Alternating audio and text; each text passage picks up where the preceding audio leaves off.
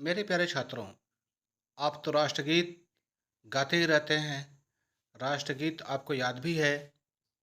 वंदे मातरम, वंदे मातरम, सुजलाम सुफलाम मलयज शीतलाम शस्य श्यामलाम।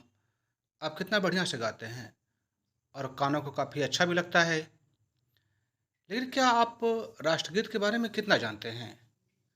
जैसे मैं पूछूं कि राष्ट्रगीत का संबंध भवानंद, यदुनाथ भट्टाचार्य, अभय ब्लीस, 65 सेकंड, सन्यासी, बंदे और वंदे, इन सब बातों से आप परिचित हैं क्या? अगर आप परिचित हैं तो बहुत ही अच्छी बात है। अगर नहीं परिचित हैं तो चलिए परिचित होते हैं, क्योंकि किसी भी भारतीय को आनंदमठ राष्ट्रगीत के बारे में पूरी जानकारी होना जरूरी है। यह एक प्रमाण माना जाता है कि आप देश की सभ्यता और संस्कृति से अवगत हैं। तो चलिए कुछ बात करते हैं। और जैसा कि आप जानते हैं, वंदे मातरम, क्या आप जानते हैं कि संस्कृत में लिखा गया है कि बांग्ला में लिखा गया है? वास्तव में यह संस्कृत और बांग्ला भाषा का मिश्रित रूप है। हालांकि शुरुआती दो पद जो है संस्कृत में है और आगे के बांग्ला में है, लेकिन कुछ धार्मिक कारणों से केवल प्रथम दो पद ही राष्ट्रगीत के रूप में स्वीकार किया गया है और बाकी को छोड़ दिया गया। आप जानते हैं कि बंकिम चंद्र चटर्जी जब युवा थे तो किस पद पर कार्यरत थे? बिल्कुल सही, वह डिप्यूटी कलेक्टर थे, अर्थात एक बड़े अधिकारी के पद पर थे। और इन्होंने वंदे मातरम को लिखा और सन 1882 में इसका प्रकाशन हुआ। और बाद में जब आनंद मठ लिखा गया तो आनंद मठ नामक उपन्यास में इस गीत को शामिल कर दिया गया। और उस गीत में भवानंद सन्यासी को दिखलाया गया है, जो हमेशा इस गीत को गाते रहते हैं। कई ऐसे मौके आए हैं जब आप यह गीत सुन सकते हैं। और आप चाहें तो आनंदमठ नामक फ़िल्म भी देख सकते हैं। पूरे फ़िल्म में वंदे मातरम गूंजता रहता है और बहुत ही सफल फ़िल्म भी मानी जाती है। और वंदे मातरम का जो धुन है, आप संगीत के रूप में सुनते हैं, उसको श्री यदुनाथ भट्टाचार्य जी ने दिया हुआ है और कितना कर्णप्रिय है। आपको जब भी कभी मौका मिले तो आप उसको सुने और देखें कि कितना अच्छा लगता है। हर एक भारतीय को इस गीत को बहुत ही मन से सुनना चाहिए। जिस प्रकार हम लोग राष्ट्रगान को 52 सेकंड में गाते हैं, उसी प्रकार राष्ट्रगीत को हम लोग 65 सेकंड में गाते हैं, अर्थात 1 मिनट 5 सेकंड में। अच्छा, आपने कभी सोचा है कि वंदे और बंदे कौन सा सही शब्द है? वास्तव में हिंदी भाषा में वंदे लिखा जाता है, जिसका अर्थ होता है वंदना करना, जबकि बंगाली भाषा में बंदे होता है। मैंने यहाँ पर लिखा हुआ है।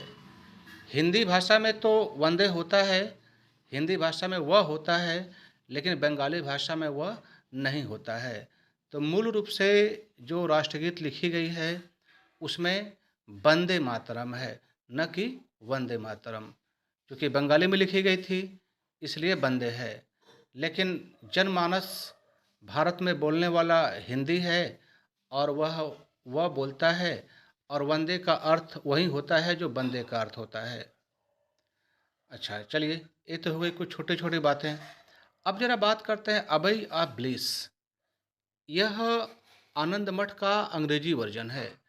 आप यदि आनंद मठ की कविता वंदे मातरम को अंग्रेजी में पढ़ना चाहते हैं तो आप नरेश चंद्र सेनगुप्ता द्वारा लिखित अबई ऑफ ब्लिस पढ़ सकते हैं। बहुत ही सुंदर, यह सुंदर तरीके से अंग्रेजी में लिखा गया है। अच्छा, अब देखिए, गॉड सेव द क्वीन, अर्थात भगवान रानी की रक्षा करें। अब ये कहाँ से आ गया? वास्तव में अंग्रेज जब भारत पर कब्जा किए हुए थे तो वे सभी लोग बड़े-बड़े कार्यक्रमों में गॉड सेव द क्वीन गाने के लिए बाध्य कर रहे थे और यह बंकिम चंद्र जी को अच्छा नहीं लगा। तो उन्होंने गॉड सेव द क्वीन के विरोध में वंदे मातरम लिखा। गॉड सेव द क्वीन यह ब्रिटेन में गाया जाने वाला बहुत ही लोकप्रिय गीत है। वहाँ की जनता महारानी की सलामती के लिए यह गीत गाती रहती है।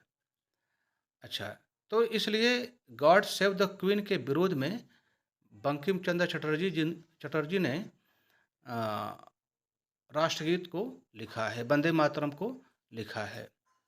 ऐसा कहा जाता है कि एक बार ये ट्रेन की यात्रा कर रहे थे और ट्रेन की यात्रा के दरमियान इन्होंने इस गीत को लिखा। तो यह एक निश्चित रूप से बहुत बड़े टैलेंट का संकेत है कि जो ट्रेन में यात्रा करने के दरमियान भी इतनी बड़ी कविता, सुंदर कविता, जो कि भारत की राष्ट्रीय गीत के रूप में स्वीकार्य है, कितने आराम से लिख डाला। अनंत मठ पर एक विवाद भी है। ऐसा कहा जाता है कि यह मुसलमान विरोधी है, क्योंकि जब आप उपन्यास पढ़ेंगे या आनंद मठ फिल्म देखेंगे, इसमें पाएंगे कि मुसलमानों को विदेशी बतलाया गया है और इनका विरोध होता है। तो इसलिए भी बहुत से मुस्लिम इसका विरोध करते हैं और वंदे मातरम को गाने से भी मना करते हैं और उनका तर्क होता है कि इस्लाम में किसी की पूजा नहीं की जा सकती है सिवाय अल्लाह की। तो यह उनका अपना तर्क है, लेकिन आपको जब भी मौका मिले तो आनंद मठ आप पढ़ें और देखेंगे कि कितना सुंदर नावल है। उसमें मुख्य रूप से अकाल और अंग्रेज़ों के विरुद्ध बातें इसमें लिखी गई है।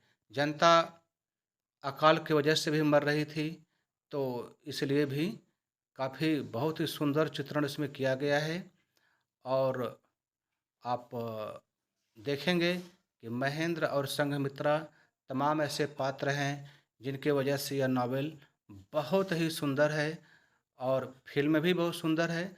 तो आप किताब भी पढ़ सकते हैं, फिल्म भी देख सकते हैं और फिल्म देख कर के आप बतलाएंगे कि आनंद मठ फिल्म में कौन-कौन अर्थात कौन हीरो है, कौन हीरोइन है, दोनों का नाम लिखकर भेजेंगे, तब माना जाएगा कि आपने फ़िल्म को देखा है और यह देशभक्ति फ़िल्म सभी को देखना चाहिए।